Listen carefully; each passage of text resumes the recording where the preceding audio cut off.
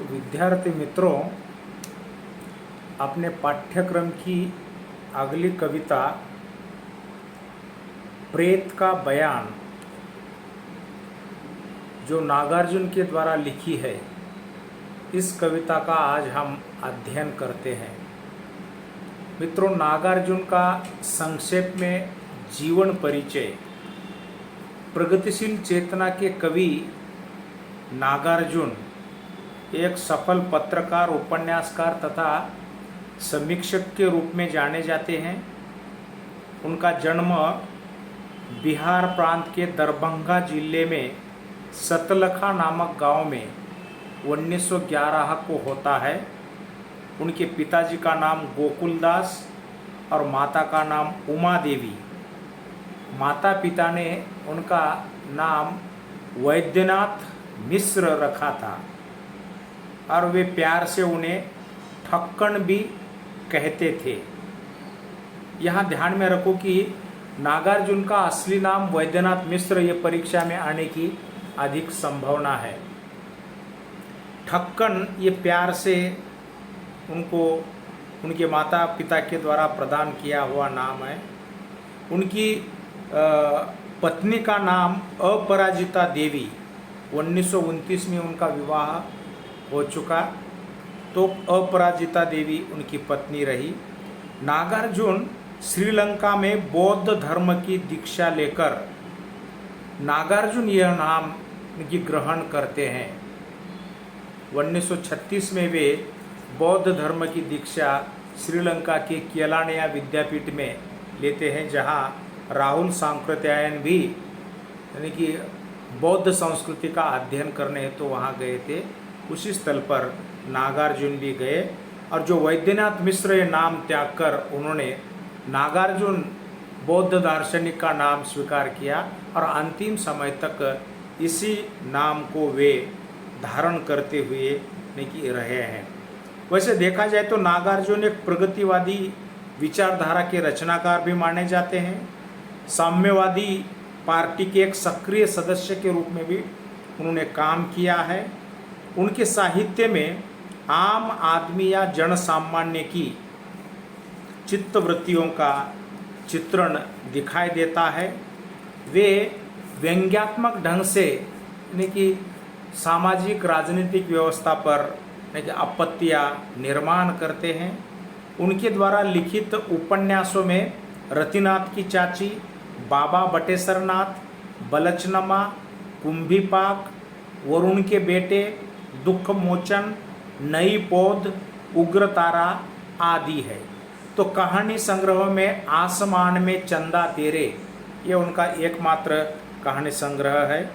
काव्य संग्रह उनके लगभग 15 से 17 तक प्रकाशित है, जिसमें युगधारा, प्रेत का बयान, सतरंगे पंखों वाली, प्यासी पतराई आंखें, तालाब की मछलियाँ, तुमने कहा था, चंदन, पुरानी जुतियों का कोरस, हजार हजार बाहों वाली, भस्मांकुर, चित्रा, नग्नहीन, पत्रहीन नग्नगाछ आदि उनकी चर्चित कविताएं हैं।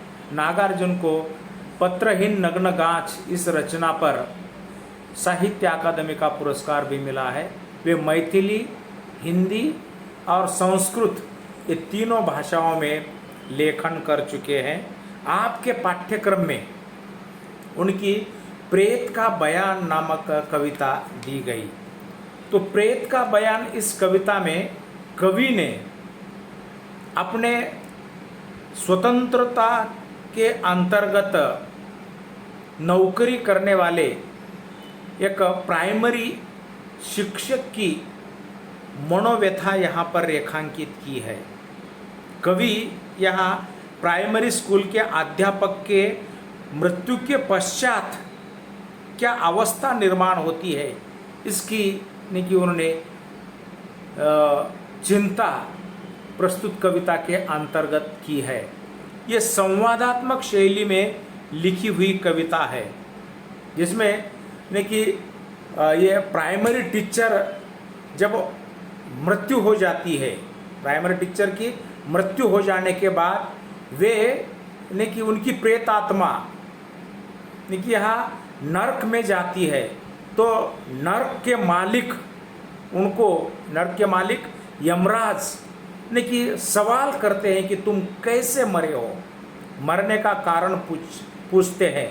तो बेचारा ये अध्यापक ने कि अपने मरने की अवस्था या वो किस ढंग से इस धरती पर जीते हुए उन्हें जीवन यापन किया है आदि ने कि इस नरक के मालिक यमराज को वो समझाता है। तो देखिए यहाँ प्राइमरी स्कूल के अध्यापक के प्रेत का एक यहाँ बयान है।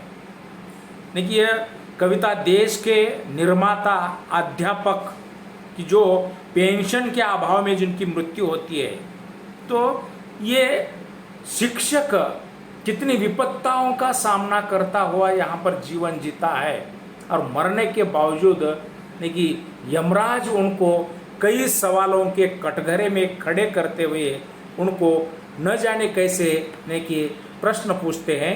इसका ही उन्होंने संवादात्मक शैली में आधार बनाकर ये लेखन किया है।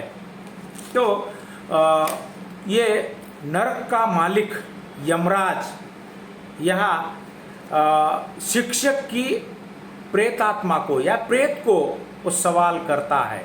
क्या करता है देखिए, संवादात्मक शैली में लिखी हुई कविता आकार से भले ही बड़ी हो, लेकिन एक उसके अंतर्गत की जो लय है वो बहुत ही ने कि आपके मन को लुभावने वाली है। ये लय ही आप ने कि मैं पढ़ता हूँ, वो ध्यान से सुनिए। तो वो नरक का मालिक यमराज यहाँ पर शिक्षक के कि प्रेत को कहता है, ओरे प्रेत, कड़क कर बोले नरक के मालिक यमराज, सच सच बतला कैसे मरा तू, भूख से, अकाल से, बुखार से, कालाजार से, पेचिश, बदहजमी, प्लेग, महामारी से कैसे मरा तू, सच सच बतला। मतलब ये नरक का मालिक यमराज अध्यापक से सवाल करता है कि सच सच बतला, तू मरा कैसे? भूख से मरा है या अकाल पड़ने के कारण मरा है, कि बुखार तुझे आई है या कालाजार जैसी बीमारी तुझे जड़ चुकी थी, बदहजमी के कारण मर चुका है या प्लेग के कारण मर चुका है या किसी महामारी के कारण तू मर चुका है, सच सच मुझे बता। इस तरह से सवाल ने कि ये नरक का मालिक यमराज शिक्षक के प्रेत को करता है। तो शिक्षक का प्रेत खड़ खड़ खड़ खड़, हड़ हड़ हड़ हड़, मतलब ये कि हड्डियों का ढांचा जो उस शिक्षक का कि कांपता है और वो कि उत्तर देता है यमराज को। वो कहता है, कांपा कुछ हड्डों का मानवीय ढांचा, नचाकर लंबी चमचों सा पंचगुरा हाथ, रूखी पतली किटकिट आवाज में प्रेत ने जवाब दिया, महाराज सच सच कहूँगा, झूठ नहीं बोलूँगा, अब हम गुलाम नहीं, नागरिक है हम स्वाधीन भारत के। पूर्णिया जिला, सूबा बिहार सिवान पर, थाना दमदहा, बस्ती रुपली, जात का कायस्थ, उम्र कुछ अधिक 55 साल की, पेशा से प्राइमरी स्कूल का मास्टर था, तनख्वाह थी 30 रुपया, सो भी नहीं मिली, मुश्किल से काटे 1 नहीं 2 नहीं 9 महीने। तो ये कि यहाँ शिक्षक यमराज से कहता है कि महाराज मैं सच कहूँगा, झूठ नहीं बोलूँगा, अब आज़ाद देश का मैं ने कि एक नागरिक हूँ। और वो अपना परिचय उनको देने लगा। कैसा? पूर्णिया जिला, सूबा बिहार, मतलब मेरा राज्य बिहार है, और मैं थाना मेरा दमदहा, मतलब पुलिस स्टेशन दमदहा, बस्ती मेरी रुपहली, जात का मैं किसान हूँ, कायस्थ हूँ, उम्र मेरी 55 साल की है, पेशा से मैं प्राइमरी स्कूल का मास्टर था, मेरी तनख्वाह 30 रुपया थी, वो भी प्रति महीने नहीं मिलती थी, 9 महीने तक मुझे इंतज़ार करना पड़ता था। इतनी विडंबना ने कि मेरी ने कि अध्यापक होने के कारण वहाँ रही। ये नरक के मालिक यमराज से देखिए अध्यापक देखिए बयान दे रहा है, मरने के बाद का बयान दे रहा है कि मेरी यह अवस्था थी। और आगे वो कहता है कि तनख्वाह थी 30 रुपया, सो भी नहीं मिली, मुश्किल से काटे हैं, एक नहीं दो नहीं 9 महीने, 9 महीने तक तनख्वाह नहीं मिलती थी। धरती थी, माँ थी, बच्चे थे 4, आ चुके वे भी दया सागर करुणा के अवतार, आपकी ही छाया में मैं ही था बाकी, क्योंकि कर्मों की पतियां कुछ शेष थी, हमारे पुश्तैनी पोखर में मनोबल से शेष था सुखे शरीर में। तो यहाँ अध्यापक देखिए यमराज से कहता है कि मैं यानी कि मुश्किल से कि मेरी 9 महीने तक तनख्वाह नहीं मिलती थी, कि मेरी माँ थी, 4 बच्चे थे, वे तो मेरे पहले ही कि अनाज न मिलने के कारण वो मर चुके, और आपके ही दया सागर, उनको कहता है कि दया सागर वो आपके ही कि दरबार में आ चुके वे दया सागर करुणा के अवतार आपकी छाया में, मतलब वो पहले ही उनकी मृत्यु हो चुकी और वो यमलोक में आ चुके हैं, मैं ही बाकी था, कारण कई कर्मों की पत्तियां मुझे भी इस धरती पर कि जो शेष थी बाकी थी वो भुगतने के लिए शायद कि प्रभु ने मुझे जिंदा रखा था, और वो भी कर्मों की पत्तियां भी अब मेरी नष्ट हो चुकी, मैं भी तुम्हारे कि यहाँ दरबार में आ चुका हूँ।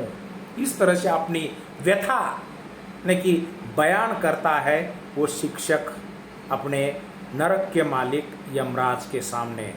तो यमराज अब वो सब सुनकर कि शिक्षक को क्या कहता है, देखिए, अरे वाह, भबाकर हंस पड़ा नरक का राजा, दमक उठी झालरे कंपमान सिर के मुकुट की, फर्श पर ठोक कर सुनहरा लोहदंड, अविश्वास की हंसी हंसा दंड पानी महाकाल, बड़े अच्छे मास्टर हो, आए हो मुझको भी पढ़ाने, मैं भी बच्चा हूँ, वाह भाई वाह, तो तुम भूख से नहीं मरे।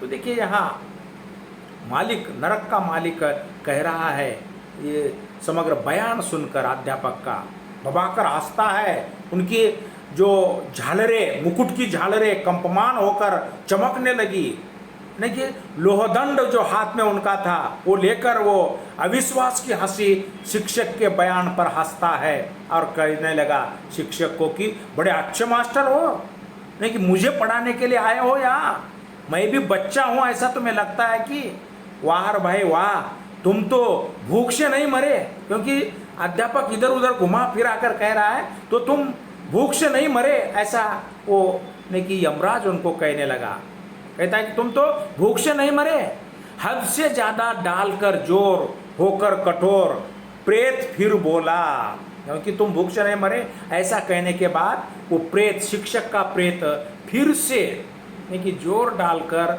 अपना बयान प्रस्तुत करने लगा।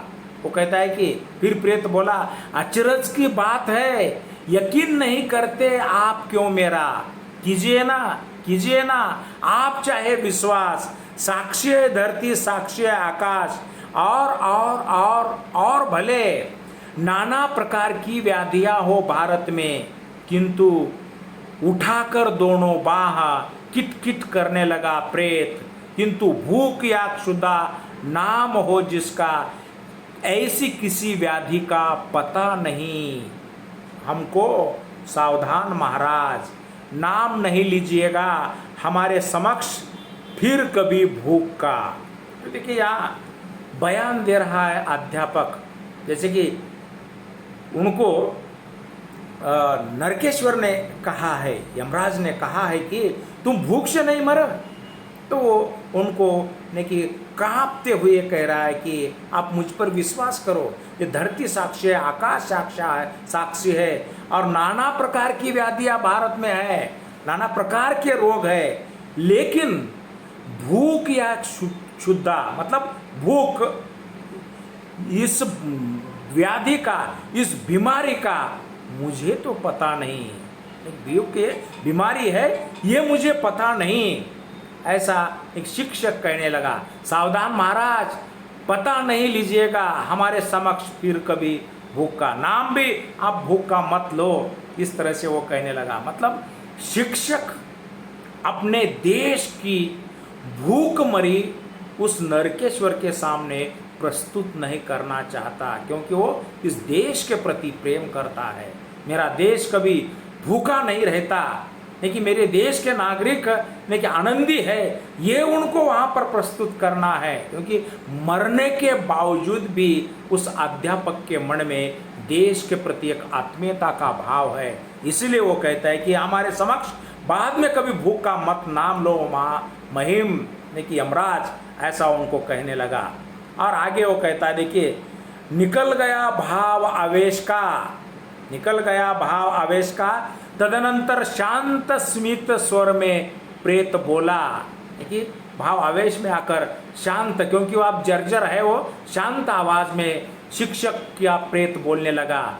जहां तक मेरा संबंध है, सुनिए महाराज, तनिक भी पीर नहीं, तनिक भी प्रेम नहीं, दुख नहीं, दुविधा नहीं, सरलता पूर्वक निकले ते प्राण, ना सह सकी आत जब पेचिश का हमला। देखिए मैं कैसे मरा हूं, ये वो प्रस्तुत करने लगा। मुझे भूख नहीं, दुख नहीं, दुविधा नहीं, कुछ भी नहीं। महाराज क्या है, सरलता पूर्वक जैसा मैंने जन्म लिया, लेकिन उसी ढंग से देखिए मेरे सरलता पूर्वक प्राण निकल चुके। ना सह सकी आंत जब पेचिस जब का हमला, नहीं कि अंदर ही अंदर जो वेदना नहीं कि वो सह न सकी, इसीलिए मैं मर चुका हूँ। इस तरह से वो कहने लगा। सुन दहाड़, सुनकर दहाड़, स्वाधीन भारत के भूख मरे स्वाभिमानी सुशिक्षक प्रेत की, भूख मरे स्वाभिमानी शिक्षक प्रेत की रह गए उत्तर। मतलब यहाँ कि वो प्रेत आत्मा कि शिक्षक का बयान सुनता है कि मेरे सरलता पूर्वक निकले थे प्राण, वो आप पेचिस का हमला सह न सकी, इसीलिए कि मैं मर गया हूँ, ऐसा कहने लगा। भूख से मरे स्वाभिमानी शिक्षक इस प्रेत की आत्मा की बयान सुनकर महामहिम नरकेश्वर, मतलब ये प्रेत का बयान सुनकर ये कि नरकेश्वर बिल्कुल निरुत्तर रहे हुए, क्योंकि उनको वहाँ पर कहना भी मुश्किल हो चुका। यहाँ तक ही इस कविता का विभाग आपके पाठ्यक्रम में आगे का नहीं है। तो प्रस्तुत कविता में देखिए संवादात्मक शैली में कवि ने यहाँ पर यह तथ्य प्रस्तुत किया है कि एक स्वाधीन भारत का अध्यापक यहाँ लेकिन उनको समय पर तनख्वाह न मिलने के कारण कि वो मर जाता है, तो वहाँ जाने के पश्चात कि वो यमराज के सामने बयान देता है कि मैं भूख से नहीं मरा हूँ, क्योंकि अंदर ही अंदर में मुझे ये तड़प सह न सकी, इसलिए मर चुका हूँ, ऐसा वो कहता है। मतलब यहाँ कवि ने वर्तमान युग के प्राइमरी शिक्षकों की पीड़ा का रेखांकन किया है। तो यहाँ ध्यान में रखो कि हमारे आज की समाज व्यवस्था में कि कई ऐसे नॉन ग्रांट में काम करने वाले अध्यापक वर्ग है जिनको परिवार पालना भी असंभव है। ये लॉकडाउन के समय में तो ऐसे अध्यापक न जाने किस तरह से जीते होंगे, इसकी कल्पना करना भी कि बहुत ही कि अलग ढंग की सोच है। इतना ही नहीं, लेकिन आज ना हम बड़े बड़े महानगरों में देखते हैं कि ये अध्यापक वर्ग को कि वहाँ के संस्थाधीश कि तनख्वाह न देने के कारण वे अलग अलग छोटे मोटे व्यवसाय में सब्जियां बेच रहे हैं, रिक्शा चला रहे हैं, न जाने और भी ऐसे कि छोटे मोटे काम कर रहे हैं। तो ये देश का निर्माण करने वाले अध्यापकों की इस तरह की एक व्यथा जो हमारे देश में निर्माण हुई है, इसका ही चित्र कि यहाँ कवि ने प्रस्तुत कविता के अंतर्गत दिया है। मरने के बावजूद भी इन अध्यापकों को नहीं कि उस महामहिम नरकेश्वर के पास भी कोई समझने वाली व्यवस्था नहीं है। नहीं कि यहाँ जिंदा रहते समय भी यहाँ की देश की व्यवस्था उनको समझ नहीं पाई। मरने के बावजूद भी यमराज उनकी प्रेतात्मा से बयान सुनता है, लेकिन वो कैसे मरा है, उनकी पीड़ा क्या है, ये समझ नहीं पाया। तो ऐसी एक विडंबनापूर्ण जीवन है कि वर्तमान युग के अध्यापकों का यहाँ कवि ने रेखांकित किया है। और बिहार जैसे दुर्बल क्षेत्र में शिक्षकों की जो नहीं कि ऐसी विडंबनापूर्ण अवस्था हुई थी, उसे ही कवि ने इस कविता के माध्यम से चित्रित किया है। वो हर एक ने कि शिक्षक की ये ऐसी अवस्था आज हमें देखने के लिए मिलती है जो संस्था स्तर पर काम करते हैं और नहीं कि उनको उचित ढंग की तनख्वाह नहीं मिलती। ऐसे अध्यापकों की व्यथा यहाँ पर है।